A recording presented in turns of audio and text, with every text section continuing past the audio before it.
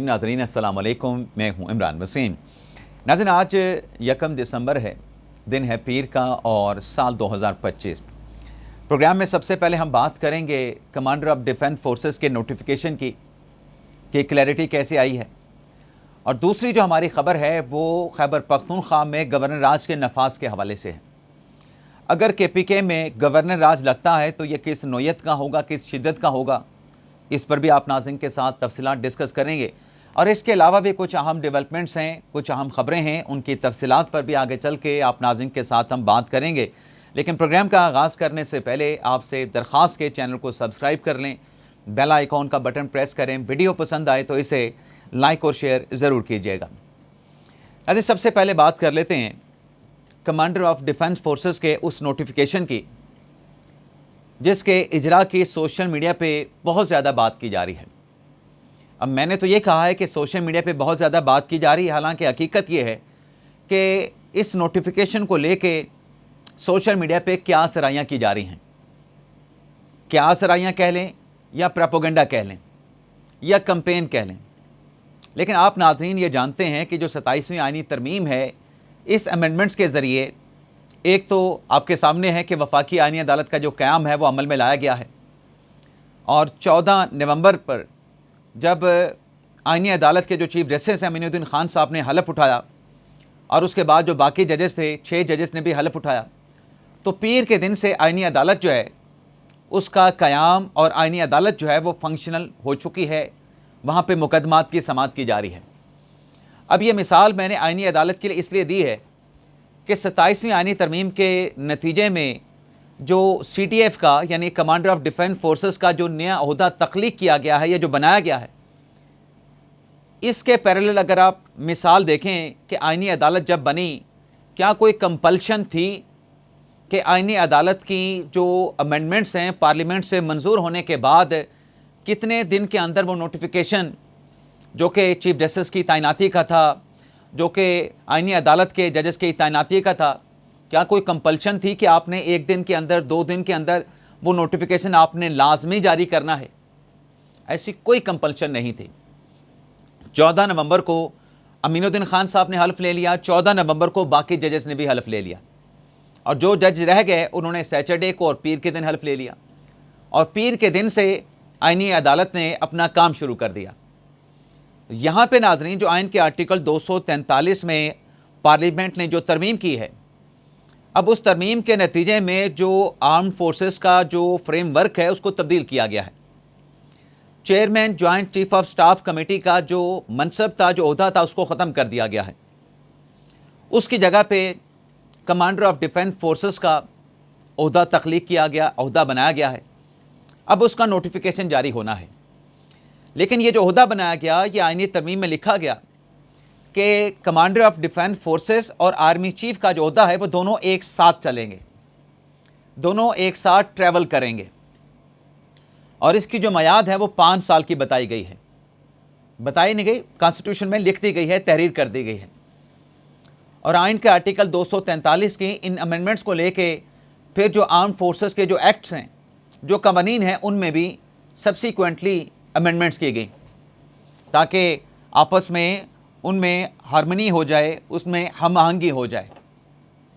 अब ये जो मरोड़ पेट में उठ रहे हैं या जो दर्द पेट में उठ रहे हैं, ये किन लोगों के पेट में उठ रहे हैं कि अभी तक नोटिफिकेशन जारी नहीं हुआ, इख्तलाफात मौजूद हैं, न जाने क्या होने वाला है, न जाने क्या हो चुका है। ये सारा जो सोशल मीडिया का प्रोपेगेंडा है वो पाकिस्तान तहरीक इंसाफ या पाकिस्तान तहरीक इंसाफ से जुड़े जो सोशल मीडिया इन्फ्लुएंसर या एक्स के जो अकाउंट है वहाँ से किया जा रहा है। अब इनको इतनी फ़िक्र क्या है कि जल्द अज जल्द जो है वो कमांडर ऑफ डिफेंस फोर्सेस का जो नोटिफिकेशन है वो जारी किया जाए। ये तो बुनियाद से ही, इब्तिदा से ही इन अमेंडमेंट्स के ख़िलाफ़ थे। अब इनकी इस नोटिफिकेशन पे मोहब्बत क्यों जाग उठी है? हकीकत नाज़रीन ये है कि जैसे कि ख्वाजा आसिफ साहब ने भी कल शाम को ट्वीट कर दिया था कि क्या सराहनियाँ की जा रही हैं, नोटिफिकेशन के ऊपर काम शुरू हो चुका है, वज़ीर आज़म बरतानिया से वापस आएंगे तो ये नोटिफिकेशन जो है वो जारी कर दिया जाएगा। अब जैसे नाज़रीन मैंने आपको एक मिसाल पेश की कि 27वीं आईनी तरमीम में जो चीज़ें लिख दी गई हैं, जो चीज़ें बना दी गई हैं, उसके बाद ये क्या सराहियाँ करना कि नोटिफिकेशन जारी ना होने से जो फील्ड मार्शल साहब हैं अपने ओहदे से रिटायर हो चुके हैं, भाई कैसे? लॉजिक देना। जो 5 साल की लेजिस्लेशन 2024 में की गई उसके मुताबिक तो हमारे जो एयर चीफ हैं वो एक्सटेंड हो गए ऑटोमेटिकली, तो फिर यहाँ पे कैसे रिटायरमेंट हो सकती है? और कानून के मुताबिक अब जो आर्मी चीफ हैं फील्ड मार्शल आसिम मुनीर साहब हैं, उन्होंने नवंबर 2027 में रिटायर होना है। और ये जो नोटिफिकेशन है CDF का, इसकी कोई कंपल्शन नहीं, कोई पाबंदी नहीं कि आपने फौरी तौर पे जारी करना है। यानी आप इसको यूं ले सकते हैं कि अगर नवंबर 2027 तक मेरी रीडिंग के मुताबिक अगर हुकूमत ये नोटिफिकेशन ना करे, एक मिसाल के तौर पे, तो आसिम मुनीर साहब कंटिन्यू करेंगे बतौर आर्मी चीफ फील्ड मार्शल। और अगर एंड में जाके ये जारी कर दिया नवंबर 2027 में, तो फिर ये मियाद 2032 तक चली जाएगी। और इसको ज़्यादा क्लैरिटी के साथ जो माहिर कानून है, अपने क्या नाम है उनका, पिलडाट के अहमद बिलाल महबूब, उनकी तरफ से बताया गया है कि ये जो नोटिफिकेशन की बात की जा रही है, पहले तो नोटिफिकेशन की ज़रूरत नहीं है। जो आर्मी चीफ और CDF का जो होता है वो एक साथ चलेंगे और 5 साल के लिए ये मियाद होगी।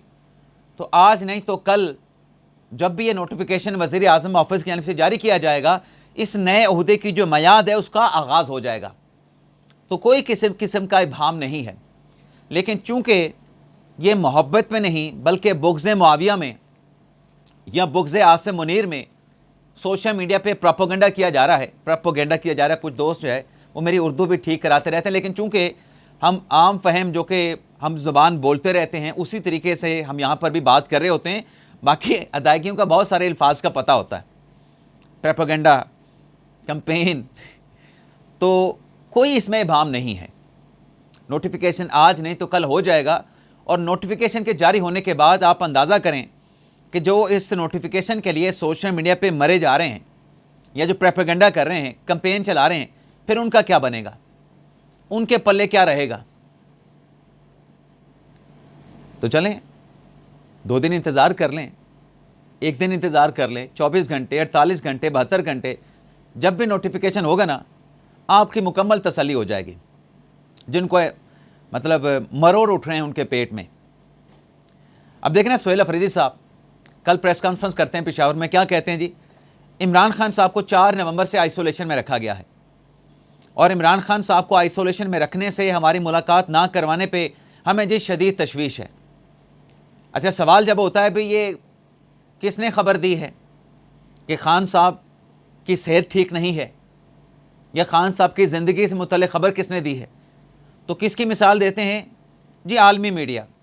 अब आलमी मीडिया में कौन है? इंडियन मीडिया है, इंडियन मीडिया के साथ अफ़गानी मीडिया है।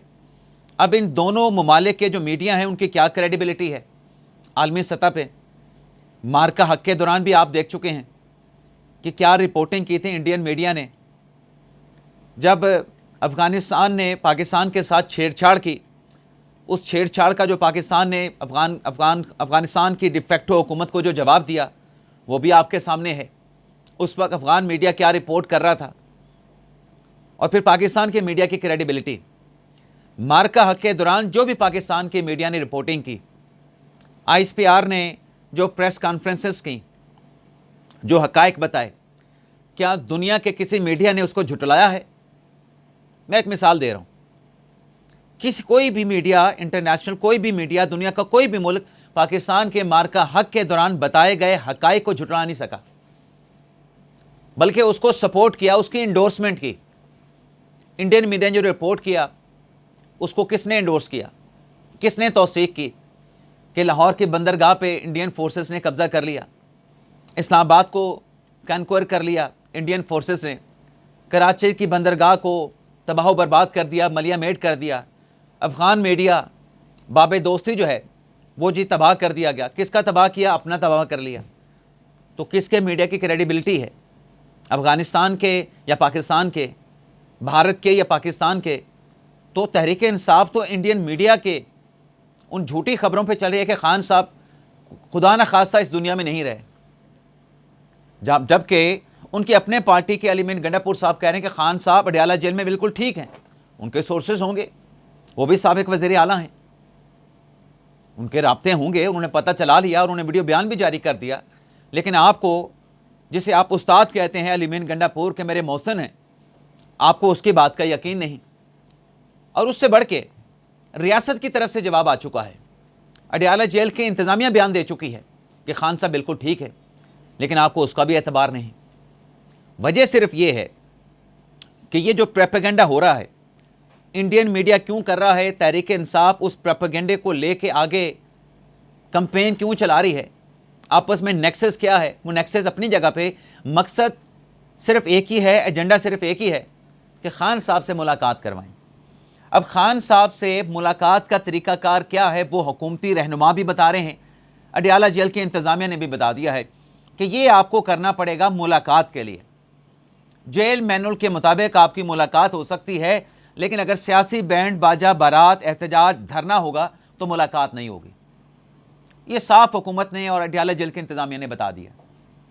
अब खैबर पख्तूनख्वा में गवर्नर राज की बातें की जा रही हैं। कल भी हमने अपने व्लॉग में गवर्नर राज की कुछ थोड़ी सी बात की थी, लेकिन पाकिस्तान एक ऐसा मुल्क है जहाँ पर सियासी फ़ैसले तब्दील होने में कोई देर नहीं लगती। अब जो हुकूमती मिनिस्टर हैं अकील मलिक साहब, वो ये कह रहे हैं कि जो खैबर पख्तूनख्वा के हालात नागुज़ीर होते नज़र आ रहे हैं, उन हालात में KPK में गवर्नर राज लगाने के हवाले से गौर हो रहा है। फ़ैसला नहीं हुआ, गौर हो रहा है। और उसकी वजह अकील मलिक साहब ने यह बताई है कि दहशत गर्दी है और बॉर्डर के जो हालात हैं, उन हालात की वजह से नागुज़ीर होता जा रहा है कि KPK में गवर्नर राज लगाया जाए। अब ये गवर्नर राज किस शिद्दत का होगा, इसमें आप ये देखें कि जो नाम सामने आए हैं, अमीर हैदर होती साहब साबिक़ खैबर पख्तूनख्वा के वज़ीर आला हैं, उन्होंने साफ कह दिया कि इस सिलसिले में उनके साथ कोई मुशावरत नहीं हुई। और फिर एमल वली ख़ान ने भी कह दिया कि अवामी नेशनल पार्टी को गवर्नर राज से दूर रखा जाए। दूसरा नाम आफ्ताब शेरपाव को आया है, साबिक़ वज़ीर दाखिला रह चुके हैं। और इससे पहले भी जब आफ्ताब शेरपाव को गवर्नर लगाने की बात की गई थी, गवर्नर राज लगाने की बात की गई थी, तो आफ्ताब शेरपाव ने कहा था कि मुझे कोई दिलचस्पी नहीं, खैबर पख्तूनख्वा में गवर्नर लगने में मुझे कोई दिलचस्पी नहीं। तीसरा नाम परवेज़ खटक साहब का है, इनका अभी मौक़िफ़ सामने नहीं आया है। लेकिन दो नाम जो हैं वो आ रहे हैं साबिक़ रिटायर्ड जनरल के।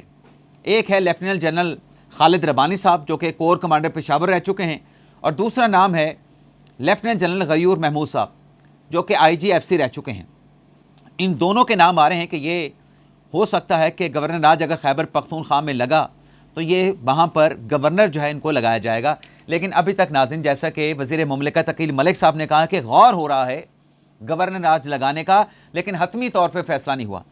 यानी गवर्नर राज लगाने के हवाले से जो गौर होने की जो बात अकील मलिक साहब कर रहे हैं, इसको आप यूँ ले लें कि जो शतरंज है, उस शतरंज के ऊपर बहुत सारे जो मोहरे हैं वो रखे गए हैं। उसमें देखा जा रहा है कि अगर जो वज़ीर आला साहब हैं वो अगर तावन नहीं करते तो किस लेवल पे जाके या किस जगह पे जाके हालात इस नहज पे आ जाएंगे कि जहाँ पे KP हुकूमत का वफाक के साथ, फेडरेशन के साथ तावन नहीं होगा, और जो दहशत गर्दी के मामलात हैं और जो बॉर्डर की सूरत हाल है वो बिगड़ने लगेगी। तो फिर हमने तब जाके गवर्नर राज लगाना है, नहीं लगाना, आगे चल के हालात बेहतर हो सकते हैं, नहीं हो सकते। इन तमाम चीज़ों को देखने परखने के बाद ये फ़ैसला होगा। लेकिन अवामी नेशनल पार्टी ने आज ये ज़रूर किया है कि 28वीं तरमीम के हवाले से अपनी जो तजावीज़ थी वफाकी हुकूमत को भिजवा दी हैं, जिसमें एक तो ये कहा गया है कि KPK का जो नाम है वो सिर्फ पख्तूनख्वा रखा जाए। खैबर पख्तूनख्वा में पानी से जो बिजली बनती है उस पर फेडरल यानी वफाकी टैक्स ख़त्म किया जाए, घरेलू सार्फिन को बिजली 10 रुपये में दी जाए, और जो तंबाकू का टैक्स है वो तंबाकू का टैक्स वफाक ना ले बल्कि सूबाई हुकूमत को ये कलेक्ट करना चाहिए। और अपने प्रपोज़ल में अवामी नेशनल पार्टी ने यह भी कहा है कि बल्दियाती हुकूमतों का मजबूत और मरबूत जो है वो निज़ाम लाया जाए और 4 साल की इसकी मियाद होनी चाहिए। इजाज़त चाहते नाज़रीन। पाकिस्तान जिंदाबाद।